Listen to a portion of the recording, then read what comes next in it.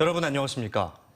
8명의 사상자가 발생한 지 석 달 만에 현대아울렛 화재 참사의 원인이 밝혀졌는데 참 어처구니 없었죠. 화물차 배기구에서 종이박스에 불이 옮겨 붙었고 화재 수신기를 꺼놓아서 스프링클러도 작동하지 않았다는 점에서 안전 불감증에 의한 참사로 드러났습니다. 하지만 재개장은 기약조차 없어서 1,200여 명에 달하는 직원들은 뿔뿔이 흩어져 어렵게 생활하고 있고 주변 상인들도 한숨만 내쉬고 있습니다. 조형준 기자입니다. 다시 찾은 대전 현대아울렛, 널찍한 주차장이 텅텅 비었습니다.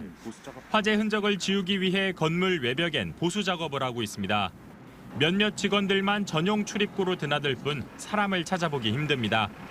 대전 현대아울렛 화재가 일어난 지 어느덧 3개월이 지났습니다. 미궁이었던 화재 원인은 밝혀졌지만 여전히 상권 정상화까진 갈 길이 멉니다. 1,200여 명의 직원들은 지난 9월 말 매장이 무기한 영업정지에 들어간 뒤 다른 직장을 구해 떠나거나 다른 아울렛의 행사 매장 영업으로 생계를 유지하고 있습니다.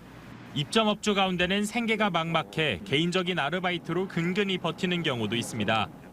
본사에서 정해져 있는 팝업 매장에서 행사를 운영하거나 아니면은 대형 행사 매장으로 지금 투입되어 있고요. 아니면은 아르바이트를 하고 있는 것 같더라고요.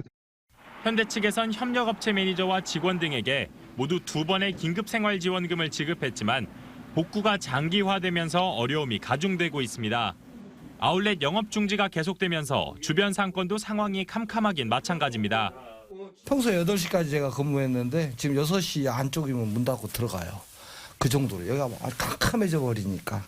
심각해요. 주변에 지금 나뿐이 아니고 모두가 그러니까 말할 수가 없죠. 한창 북적여야 할 연말이지만 아울렛이 문을 닫으며 주변 식당과 가게에도 오가는 손님들이 뚝 끊겼습니다. 그러니까 여기 와서 쇼핑도 하고 또 여기 온 김에 여기가 먹자골목이다 보니까 활성화가 많이 돼 있었는데 많이 침체된 건 사실이에요. 현대아울렛 측은 아직 영업 재개 시점이 정해지지 않았다며 건물 안전 진단 등을 모두 거친 뒤 결정할 문제라고 말을 아꼈습니다. 다만 1월과 2월에도 지속적으로 생활지원금 등을 지급할 계획이라고 밝혔습니다. TJB 조형준입니다. 용산 대통령실에서 열린 만찬에 참석한 이장우 대전시장이 윤석열 대통령에게 지방 이전 공공기관 직원들을 대상으로 아파트 특별공급 체계를 요청했습니다. 이 시장은 방위사업청과 기상청, 임업진흥원 등 공공기관이 대전하면서 임직원 3천여 명이 내려온다며 이들의 주거 안정을 위해 특별공급이 필요하다고 밝혔습니다. 공공기관 종사자 특공은 지난 2019년 만료됐지만 대전에 한해서라도 2029년까지 한시적 연장을 요청한 겁니다. 트램 사업비 증액과 대전 국가산단 지정도 요청했는데 이 시장은 광주 지하철 건설비도 1조 증액된 사례가 있는 만큼 형평성에서 증액이 필요하다고 밝혔습니다.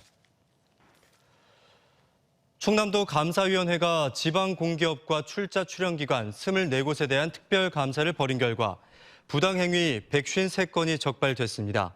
적발 내용을 살펴보면 참석 인원을 부풀려서 회의나 회식비를 과다 지출하거나 임직원이 개인적인 용도로 공용 차량을 사용하는 경우 직무 관련성이 없는 외부 강의에 나간 직원을 관리 감독하지 않는 사례 등입니다. 이번 감사는 김태흠 지사가 취임 후 산하기관 감사를 주문한 데 따른 것으로 감사위원회는 수사 의뢰 1건과 기관 경고 12건 등 모두 108건의 신분상 조치를 했다고 밝혔습니다. 정치, 경제, 사회 전 분야에 걸쳐서 변화가 많았던 올 한 해를 돌아보는 기획보도 아듀 2022입니다. 올해도 대전과 세종 충남에서는 삶의 터전을 핥힌 수마부터 목숨을 앗아간 사고들까지 많은 일들이 있었습니다. 올 한 해 지역에 있었던 잊지 말아야 할 사건, 사고를 되짚으며 우리 사회를 돌아봤습니다. 김철진 기자입니다. 뼈대만 남은 창고는 검게 그을린 가재도구와 무너진 지붕 조각으로 어지럽습니다. 유난히 크고 작은 자연재해가 많았던 올해 20년 만에 가장 큰 산불이 난 서산에선 산림과 주택, 공장 등 40여 헥타르가 불에 탔습니다. 어떻게 사나 싶어요. 그 참담한 건 말도 못하죠. 이 할아버지도 맨날 울다. 어떻게 해볼 장사가 없죠. 충청권을 강타한 기습적인 폭우는 부여의 한 마을을 쑥대밭으로 만들고 2명의 사망자와 600억 원대의 피해를 발생시켰습니다. 나와서 이렇게 문을 이렇게 안 열어줘요. 주방에 나오려고 하니까 안 열지길래 그 애들이 그랬더니 할머니 창문 나가자고 여기. 안타까운 사건 사고도 이어졌습니다. 올해부터 본격 시행된 중대재해처벌법에도 현대제철 등 지역 대형 산업 현장에서 산재 사고는 반복됐고 올 한 해 충청권에서만 모두 21건의 중대재해 조사가 진행 중입니다. TJB가 단독으로 전한 친모가 9개월 아기를 굶긴 심정지 사건과 기저귀도 못된 1살, 3살 남매 학대 사건은 다시 한번 우리 사회의 경종을 울렸습니다. 특히 반복된 신고에도 예방하지 못했던 신고 사각지대 문제에 대한 지적은 경찰과 지자체의 신고 시스템 개선 약속으로 이어졌습니다. 그 가정에 우리가 112 신고한 거를 보니까 한 18건 정도. 근데 이제 각각 이게 다른 건으로 이렇게 신고되다 보니까 좀 놓친 부분들이 좀 있는 것 같습니다. 지난 9월 7명의 목숨을 앗아간 대전 현대아울렛 화재 참사는 현재 진행형입니다. 최신 시설에서 발생한 대형 인명사고였기에 시민들의 충격도 컸습니다. 국과수 감식 결과로 지하주차장에서 발생한 화재 원인과 소방시설 작동 여부 등 참사의 진상은 조금씩 드러나고 있지만 책임 여부를 가르기 위한 수사는 해를 넘길 전망입니다. 우리 생명과 재산을 앗아갔던 지역의 크고 작은 사건 사고들 보다 안전한 사회를 위해 잊지 않고 다시 돌아볼 때입니다. TJB 김철진입니다. 연인이 성관계를 거부했다는 이유로 목을 밟아 기절시키고 흉기를 들고 폭행해 상해를 입힌 30대 남성이 집행유예를 선고받았습니다.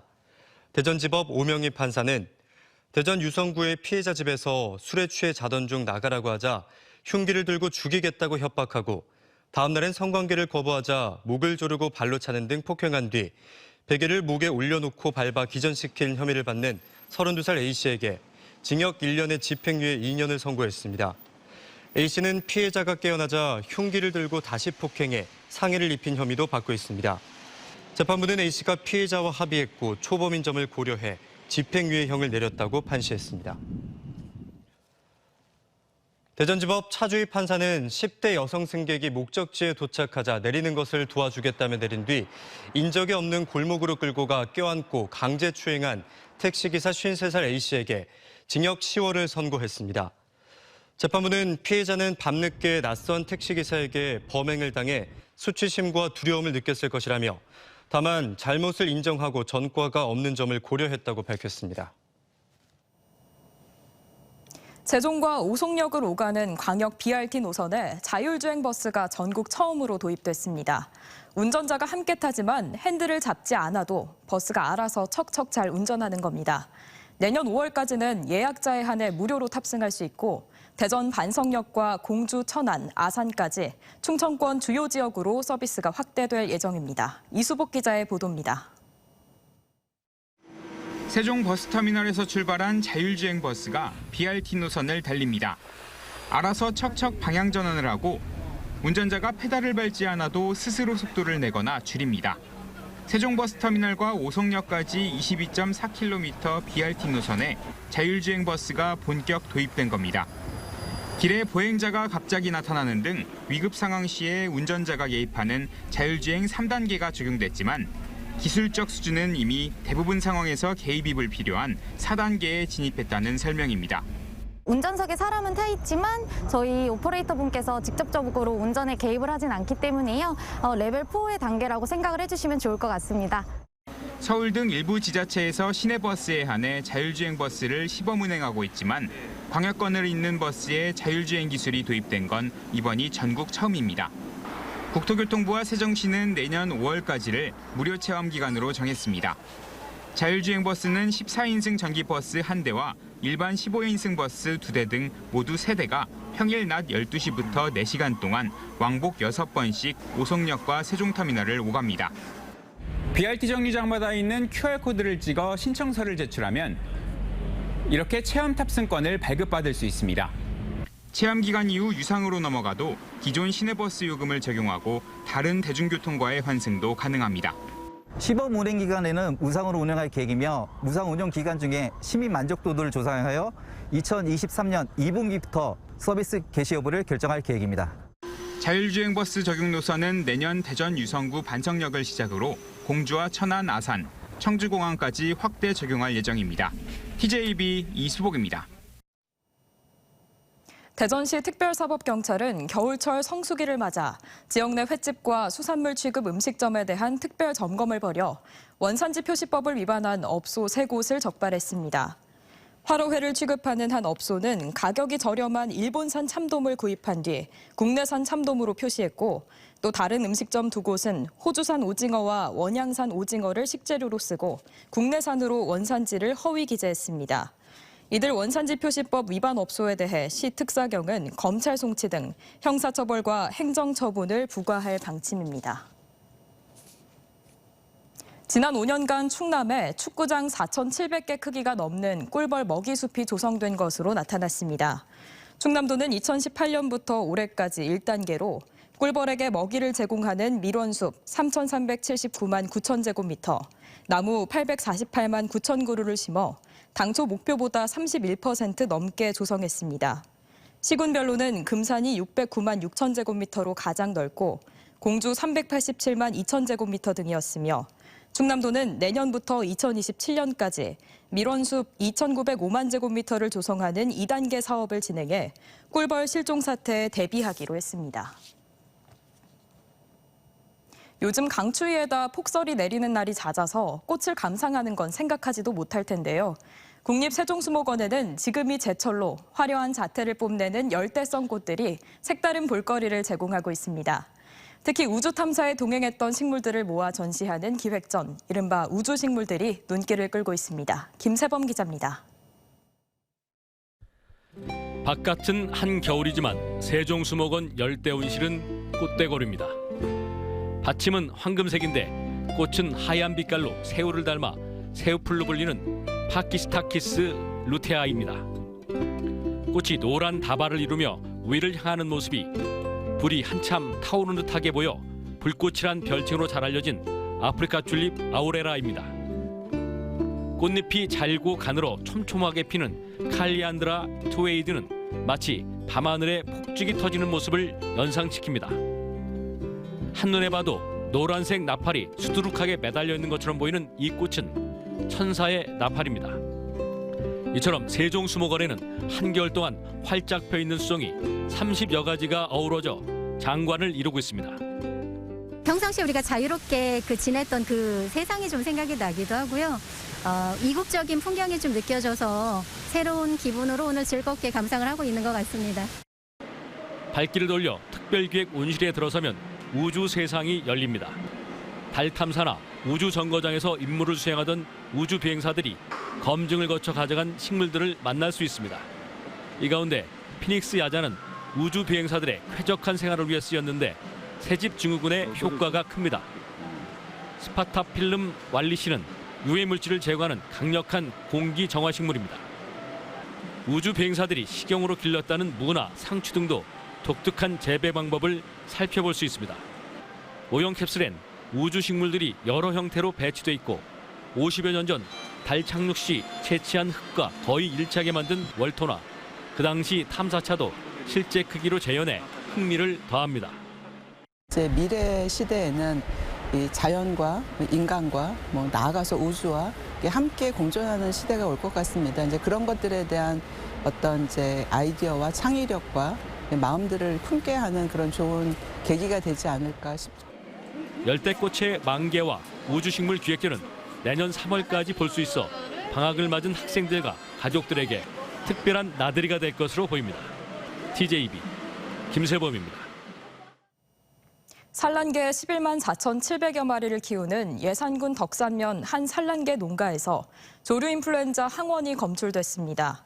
이 농장에선 지난 25일부터 산란개 폐사가 발생해 예산군에 신고했고, 동물위생시험소 시료 채취 검사 결과 H5형 항원이 검출됐습니다.